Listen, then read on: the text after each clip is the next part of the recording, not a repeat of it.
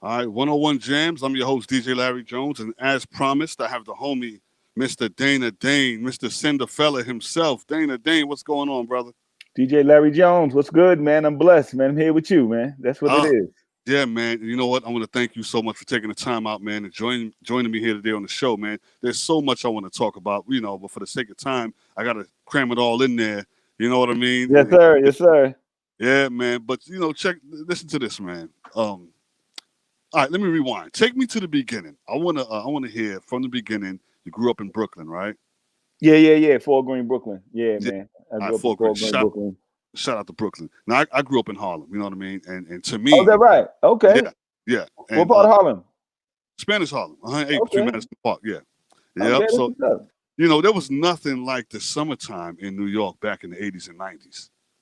Hands down, we had the best music back then. Hmm. The whole vibe was crazy, man. What was it like for you coming up in that era? Hey, man. You know what I remember, man? I remember tube socks and Johnny pumps. You know what I mean? So the Dr. J tube socks used to come Yeah, above the cast. You know with what I with mean? with the little different color stripes. Yeah, the red, the blue, the white, the blue stripe, the yellow, Yeah, the blue stripe. Yeah, the green, the blue stripe. Yeah, yeah. that Uh, was the joint, man. And you uh, had some Converse on, and then, when it's summertime, man, the Johnny Pump. You know what the Johnny Pump is, but yeah, people don't know. yeah. It's a hydrant, y'all. It's the water hydrant. You The know what water I mean? hydrant. We turned it on full blast when you scrape the can on the ground and to make that little hole suck. Yes, Man. yes. Hey, listen, man, the water pressure be so hard sometimes the can used to break in your hand from holding it. Do you remember that? Yeah, yeah, And it would just collapse after a yeah, while. You know what I yeah. mean? That's And crazy. then you had to go scrape another one off. And you know what I used to love about that is that when cars come by and they be like, "Don't spray me," because their windows be up, it's hot. As soon as they come through, you let it. Yeah. Yeah, Yo, those are that's the days, crazy. man. Those are the good old days. There was, like I said, there was nothing like New York in the summertime back in the 80s and 90s. Yeah, Now, man.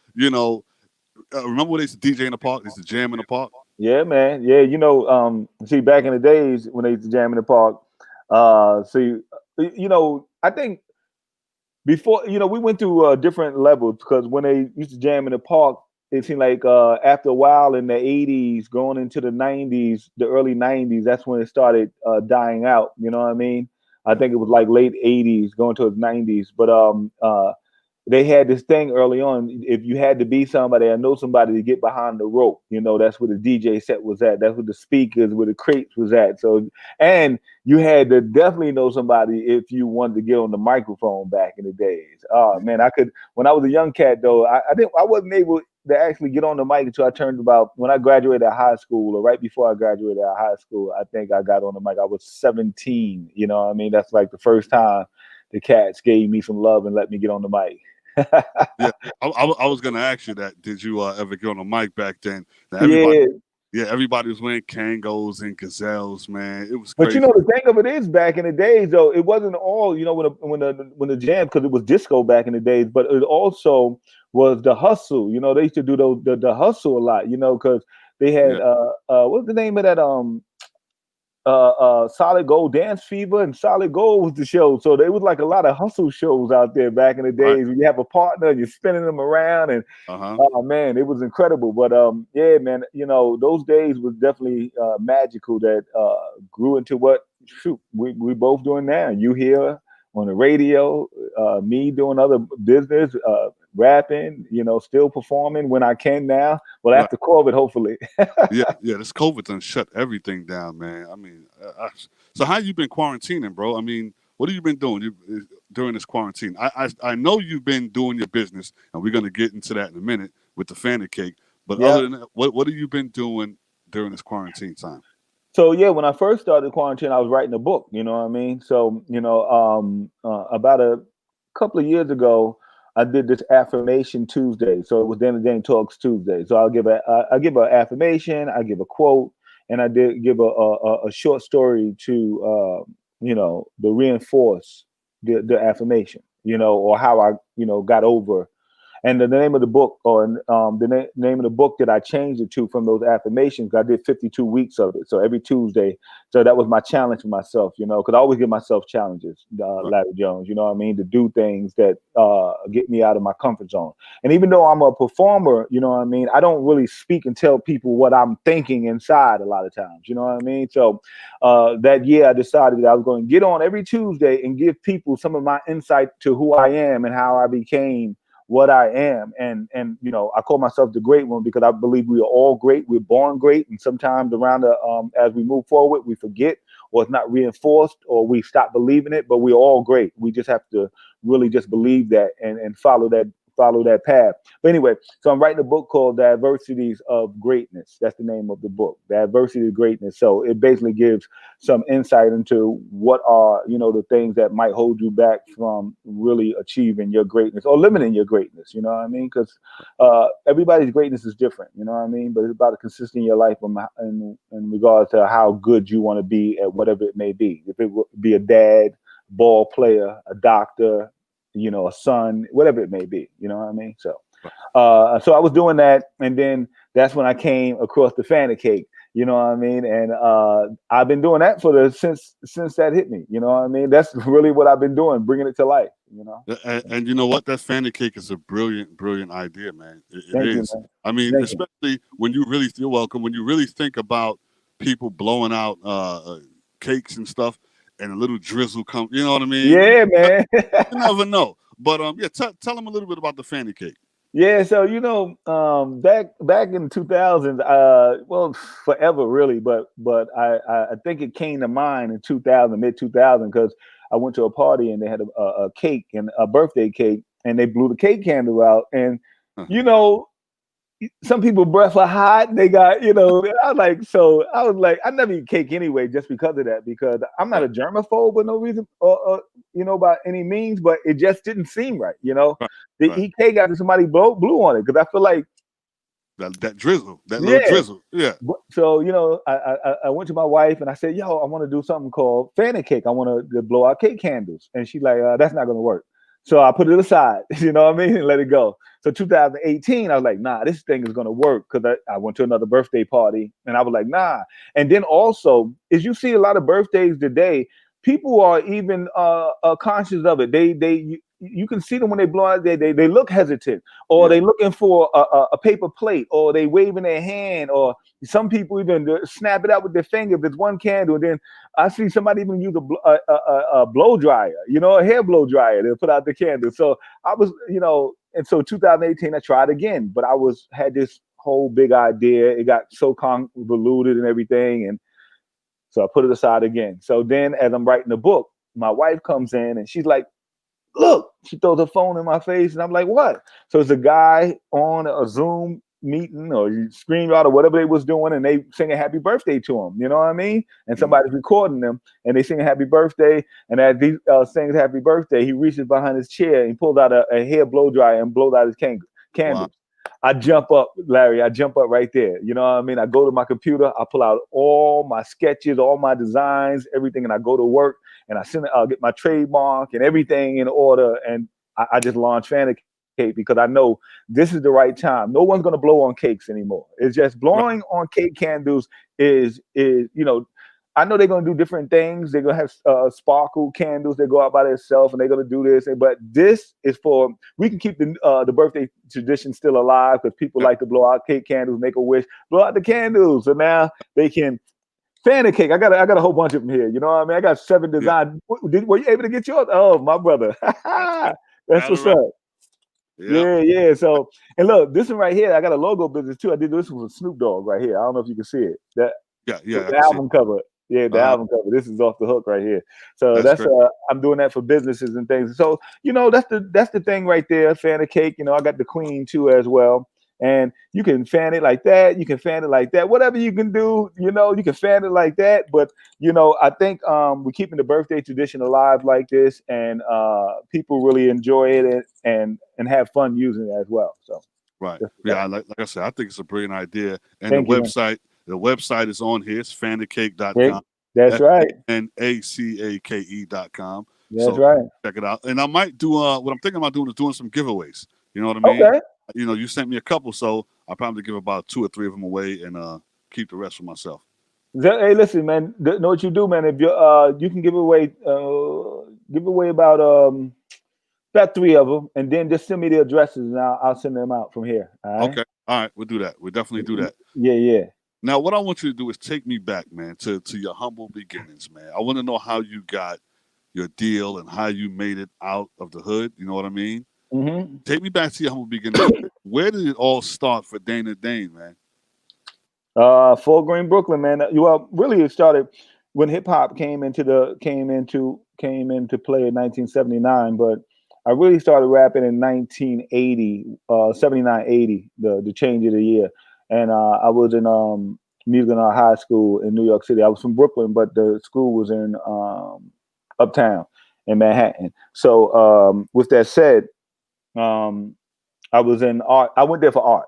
It was called Music in our high school. It was the Fame School. It was one part of the Fame School. If anybody remember Fame, Yeah. so they had a theatrical school. That was the one that they actually did the movie about. I mean, the show and the movie about. And then they had another division that was more music and instruments and choirs and stuff like that.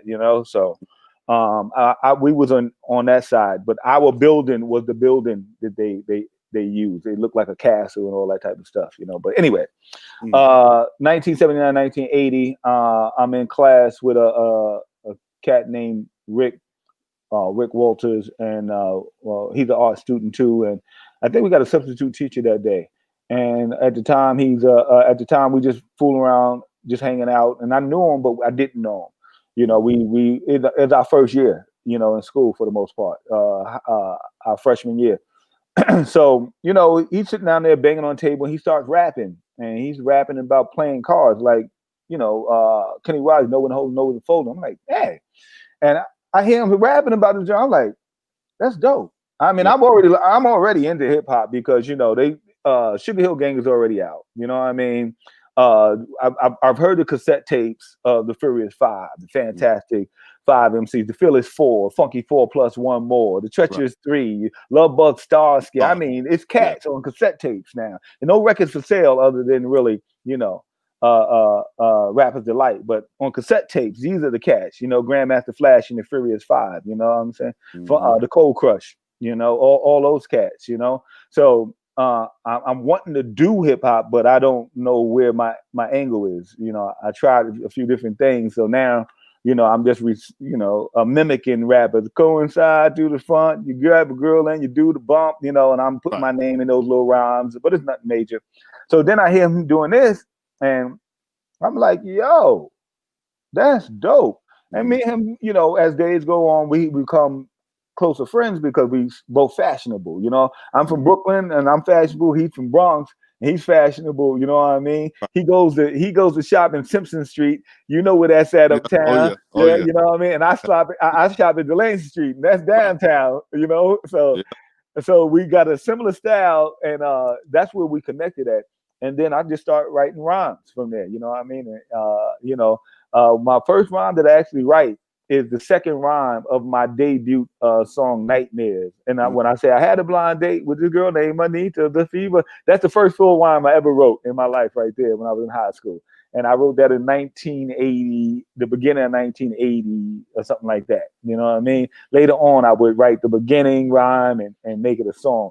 But so yeah, so 1983 we graduate. Let me backtrack a little bit though, Larry. I had a group in high school which really inspired me to become who I am and as a rapper, and they were called the Kango Crew. We were called the Kango Crew. So that Mm. was Slick Rick, it was Lance Brown, it was Omega the Heartbreaker, Cool Out Ski, and myself. So Mm. we all wore Kangos. We were, we harmonized because harmonizing was dope and big back in the days, as Yeah. you remember. That's what the Treacherous Three used to do. That's what the Furious, Cold Crush. Everybody used to harmonize, with Right. their raps. That was a thing. So we used to harmonize and rap and make up, little routines.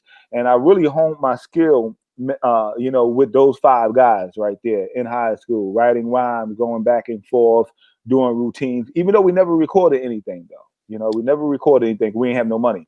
mean, Right. nobody even owned a cassette box to press record and do what you Yeah. call it. Yeah. Maybe we never thought about it, but we never recorded anything ever. So we graduated in 1983. I'm not even thinking about rapping. I'm in college because hip hop is still young, and getting in the music business seems like something for everybody else. It just seems like it's so far away. You see the people on TV. Yeah.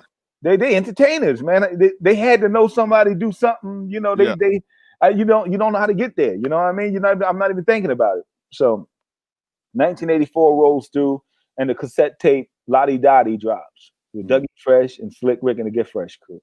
And it takes off. I'm like, wow, that's incredible. I'm like, yo, Rick, that's how dope. Yo, you doing it, man. I'm in college, Yeah. whatever. Still not thinking about it. You know what I mean? I'm still writing rhymes. I'm still going. I'm battling, though. I'm still going to Yeah. places and battling cats, though. I'm not thinking about making the records, but I'm battling cats at Broadway International. I'm battling cats down at the uh, um, these other little hole in the wall spots, park jams. I'm battling. You know what I mean? Yeah. Getting it in. Yeah, I'm just getting it in. But anyway, so 1985 rolls through, and the show drops as a Mm. record, Mm. and it seems like it blows up even bigger than Lottie Dottie, which it does. And then I say to myself, and a friend of mine actually who asked me to make a record. His name was Gucci Man. If you remember MC Holiday, Gucci Man. Yes. Yeah. So he used to go to high school with me too. Sam Jacobs Jr. God bless. He passed away. He called me before that and was like, "Yo, Dan, you should make a record too." I'm like, "Nah, man, Rick doing it. It's all good."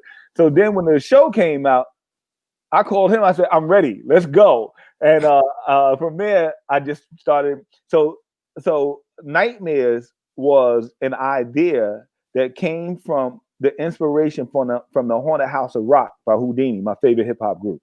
Yeah. So I love them. I love Shout Houdini. out to Houdini. Big Yeah, shout. Houdini's the best group ever. The best. When I thought about becoming MC because I was fly, I was like, that's who I'm gonna be. I'm gonna be Houdini. I'm gonna be me, but I'm my whole thing. They Yeah. smooth. They don't really use any samples, Mm-hmm. and they ladies man. You know what I mean? Right. That's Houdini. So I Right. said I was gonna be Houdini. So I said, how can I write Haunted House of Rock but not? And so I was like, Haunted House of Rock, what's left, what's there? And then I grasped onto Nightmares. Mm-hmm. And I made the hookup, and I knew the music from the Herman Monster, Right. the Herman Monster movie. That was my idea. I said, I don't want Herman Monster, but play this. And that's how that song came together. And the inspiration for it was the Haunted House of Rock. That's how Nightmares, my debut single, came to play. And all we did, now not all we did, but Sam Jacobs Jr.'s got his father, Sam Jacobs Sr., to play the music because he didn't play, but he was he created the drum track. And his father was a jazz cat who was in the music business somehow. All we did, we made a cassette tape, we sent it out to record labels, and Profile called us back and said, "Yeah, we want to give you a deal." And the rest is kind of like history. You know what I mean? Yeah, man. Yeah, a Nightmare. But one of my favorites is Cinderfella. That beat, the way you float on that beat, man, was crazy. Now, where did the accent? Where did the accent come from when you Well, when you? that came from the Kango Crew. You know what I mean? So Slick had an accent, but it was a Jamaican by way of Britain, and so did two other cats, Lance Brown and Omega. They were like West Indian Mm, sounding cats, but they wanted to sound more American because you know how hip hop sounded back then. It was right, American. You know what right. I mean? Raw. Yeah, It yeah. was pronounced. It was American. So they wanted to sound more American. I was like, y'all bugging. The accent is the place to be. So it Mm-hmm. was, a mixture of the American and and the British type of thing, and it just became part of who I am because it just became part of the flow because we had routines. That's what we created. That was the sound we created together. You It know. definitely worked, man. It definitely worked. And it wasn't like when Rick dropped. Shout out to Slick Rick when he dropped, and then you came out right behind him. You didn't really hear, oh well, he's biting his style. It was just you came right in.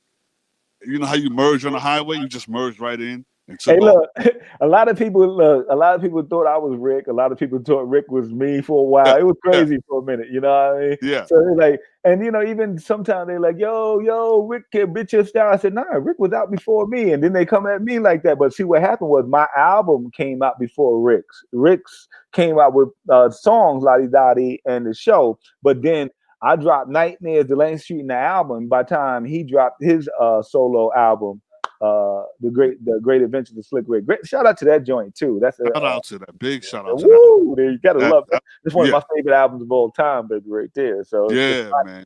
Hey, what do you yeah. think about today's music, man? How do you feel about today's music? I mean, I think it's lacking. What we missed, what we missing now, I think, is the storytelling. What do Yeah, you think? Yeah, yeah. That, I was just telling somebody that I think it was DJ Rip. I was talking the other day. I was saying, man, only J. Cole and a couple of other cats really drop a story here and there. Maybe Lucas Joyner. Is that did I pronounce his name right? Yeah, I think it's yeah, Lucas Joyner. that's it. Yeah, That's yeah. it. I think he might be in that mode too as well. Maybe a Kendrick might get a little something of the story in, but for the Yeah, most part, it's just freestyle is freestyle rap. Abstract rap or whatever you want to call it.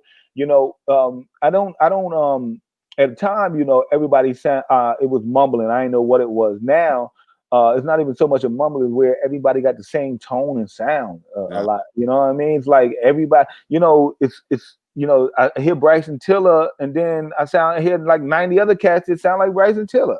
You know yeah, what I mean? I hear Two Chains or Lil Wayne. I hear everybody trying to sound like Two Chains, Lil Wayne, or whatever the cats are now. What I will say is there's a lot of great talent out there still. I think that hip hop is right where it's going to be because rap music is going to always keep changing. it is. That's just the way it is. From I think it changes every 10 years. That's what it seemed like to Yeah, me. Even from when it was created for 1977, 78, 79, when it really came into real used to 85. It changed when we came out with Slick Rick and Dougie yeah, Fresh and all of, you know what I mean, until we hit the 90s, maybe in 5 years. But when it came to the 90s, it changed up, you know what I mean, until to the 2000, it changed. It went down south and the west coast and all types of flavors. So what I say is that um I used to like 70 the 80% of hip hop. Now probably like 50-50 because of the rap. I mean, it's like it's just because it's so much, and then it's not as versatile as I think it should be, or maybe we just haven't heard. But it's a lot of great artists out there. I think hip hop is always evolving. It's never going to stay the same. It's not built like that. It's built to keep evolving. So even when the people didn't like hip hop for a while, really didn't like it a few years back, and like it's not gonna stay there, y'all. it's not. It's not built like that. It's No, built to because somebody new and young is gonna hear something from old and new and say, "Oh, let me do this with this." You know what I mean? yeah, And it keeps evolving because these young cats is innovative and they dope, man. They yeah, dope. and it's about the creativity. You know what Yeah. I mean? It's about people, and their creativity, man. And I'm happy that hip hop lasted this long, and we became a serious voice in our community with hip hop. Man, we have a serious voice all over the world, man. Yeah, man. So it's a force to be reckoned with. They can't stop it, man. Dana, man, I thank you so much for joining me today. Thank Uh, you, brother. yeah, man, and I want everybody to go out and cop this right here. Go to That's right. fanthecake.com and get that. You don't want to Yeah, drip. man. Yeah, you don't want to drip. Fanacake.com. Don't, Fanacake.com. yeah, don't drizzle on the cake no more. Just put it out with this. That's right. You can use like that, like that. But yo, man, and also everybody out there, make sure you follow me at Dana Dane Media. All right, across all social media. That's Instagram, Twitter, Facebook, TikTok, whatever they got out there. LinkedIn is all Dana Dane Media, and then it's Fan of Cake. All right, Right. dot com. Yeah. Now, what do you have anything coming up as far as You know what I think you should do, and then we're gonna wrap it up. Have you been watching the battles on so Versus, yeah, I saw a little bit first of them. I didn't see all of it, all of them. I see little clips and pieces, but yeah, I think it's dope, man. That's a dope idea, real man. dope, real dope. Have you thought about not the verses, but have you thought about which would be pretty dope though, if you and Slick Rick went back and forth with your Right. song? That'd be real hot.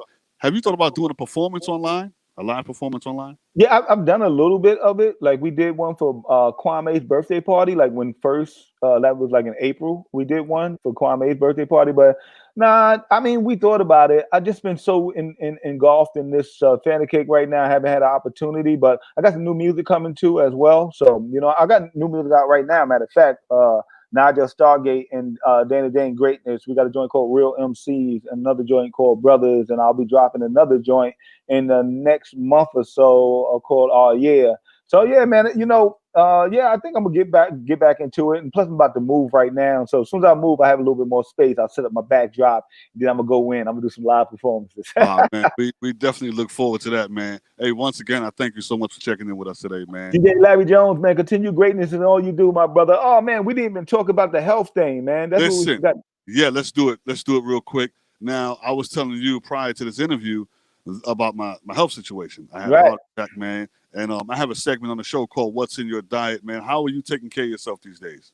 So yeah, man, that's another thing I've been doing through the quarantine, man. Me and my wife, we get out and walk early in the morning, do a 3.5 mile walk. You know what I mean? Then we Right. come back, we do a little jump ropes, a little cardio, or whatever. And also, man, I got this from my man Jesse Isla. He got it from a person, but Jesse Isla, he's a serial entrepreneur and a health guy. You know what I mean? He runs 100 miles. This guy is incredible.